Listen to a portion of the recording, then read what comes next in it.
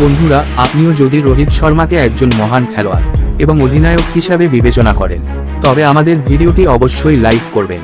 বন্ধুরা, রোহিত শর্মা মুম্বাই ছেড়ে বেঙ্গালুরু দলে অধিনায়ক হয়েছেন, তাই এখন নীতা আম্বানি রোহিতের কাছে গিয়ে পা ধরে ক্ষমা চাইছে, যা শুনে রোহিতের ভক্তরা হাসি থামাতে পারেননি।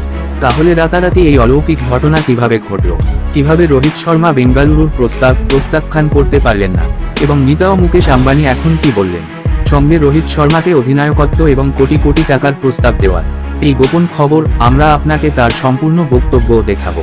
তবে তার আগে, আপনি কি মনে করেন রোহিত, হার্দিক এবং বিরাটের মধ্যে কে সেরা অধিনায়ক? আপনার মূল্যবান মতামত কমেন্ট করে আমাদের জানান। বন্ধুরা, 5বারের আইপিএল চ্যাম্পিয়ন মুম্বাই ইন্ডিয়ান্স, যা একসময় আইপিএল এর মুকুটহীন রাজা হিসাবে বিবেচনা করা হতো, রোহিত শর্মা তার অধিনায়কত্বের সময় সবচেয়ে বেকার দলটির মধ্যে তিনি আইপিএল এর সফল দল গড়ে তোলেন। কিন্তু বন্ধুরা, রোহিত শর্মার সাথে প্রতারণা করেন মুম্বাই দল এবার খুব কঠিন সাজা পেতে চলেছে। যেমনটা আপনি জানেন যে আইপিএল 2024-এর উত্তেজনা কমবে, সমস্ত দল প্লে অফ এবং আইপিএল ট্রফির জন্য লড়াই করতেছে, কিন্তু অন্যদিকে মুম্বাই ইন্ডিয়ান্স দল, যাদের হার্দিক পান্ডের অধিনায়কত্বে ম্যাচে জেতা তো দূরের কথা, দলগুলোর সামনে নিজের সম্মান বাঁচানো কঠিন হয়ে পড়ছে। হ্যাঁ বন্ধুরা, মুম্বাই এখন পর্যন্ত মোট 3টি ম্যাচ খেলেছে, কিন্তু 3টি ম্যাচেই লজ্জাজনক পরাজয়ের সম্মুখীন হয়েছে। পরিস্থিতি এমন হয়েছে যে পয়েন্ট টেবিলে নিচে রয়েছে মুম্বাই ইন্ডিয়ান্স দল। বর্তমান 10ম স্থানে থাকা মুম্বাই একমাত্র দল যারা খাতাও খুলতে পারেন, অর্থাৎ এখন পর্যন্ত মুম্বাই ইন্ডিয়ান্স 2 পয়েন্টও পেতে পারেনি।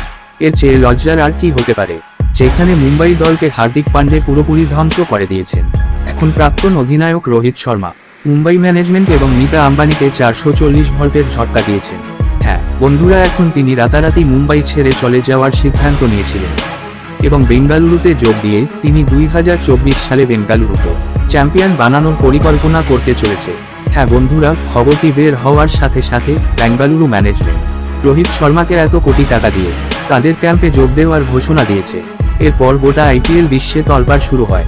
হ্যাঁ বন্ধুরা, এই খবর শোনার পর নীতা আম্বানি চোখের পানি ধরে রাখতে না পেরে নীতা আম্বানি বললেন, এমনটা কখনোই হতে পারে না। রোহিত শর্মা মুম্বাইয়ের প্রতি অনেক ভালোবাসেন। আমি মনে করি এটি একটি মিথ্যা গুজব হতে পারে, কারণ এখন পর্যন্ত আমি রোহিতের সাথে এভাবে কথা বলিনি। কিন্তু আমি মনে করি রোহিত কখনোই আমাদের সাথে বিশ্বাসঘাতকতা করবে না। আমি জানি আমরা তার সাথে অন্যায় করেছি, তাকে অধিনায়কত্ব থেকে সরানো উচিত নয়। আমি ভেবেছিলাম হার্দিক একজন ভালো অধিনায়ক, কিন্তু আমার চিন্তা ভাবনা ভুল ছিল। আমি রোহিতের কাছে ক্ষমা চেয়ে তাকে আবারও অধিনায়ক করতে চাই।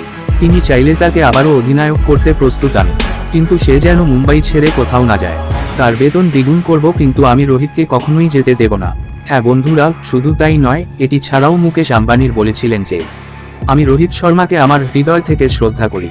তিনি মুম্বাইকে অনেকবার চ্যাম্পিয়ন করেছেন, সম্ভবত অন্য কেউ তা করতে পারত না। তাই আমি চাই রোহিত মুম্বাই ছেড়ে না যাক। বেঙ্গালুরু ম্যানেজমেন্ট রোহিতকে যত টাকা দেবে তার দ্বিগুণ আমি তাকে দেব। আমি দিতে প্রস্তুত এবং আমি নিজেই তাকে প্রতিশ্রুতি দিচ্ছি যে তাকে আবার মুম্বাইয়ের অধিনায়ক করা হবে। আমরা রোহিত শর্মাকে হারাতে পারি না, তিনি একজন কিংবদন্তি। বেঙ্গালুরু শুধুমাত্র রোহিতকে তাদের ফাঁদে অন্তর্ভুক্ত করার সুযোগ চায়, কিন্তু আমি রোহিতের উপর আস্থা রাখি। আমার ব্যক্তিগত অনুরোধ রোহিত শর্মার কাছে যে তিনি যেন এমন কোনো সিদ্ধান্ত না নেন, কারণ মুম্বাই তার বাড়ি এবং বাড়ি ছাড়া কোথাও যাওয়া উচিত নয়। তাহলে বন্ধুরা, এখন কি সিদ্ধান্ত নিচ্ছেন রোহিত?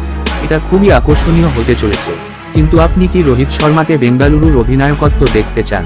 নিচে কমেন্ট করে আপনার মূল্যবান মতামত জানান এবং এই ধরনের দারুণ খবর পেতে আমাদের চ্যানেলটি সাবস্ক্রাইব করতে ভুলবেন না। ধন্যবাদ।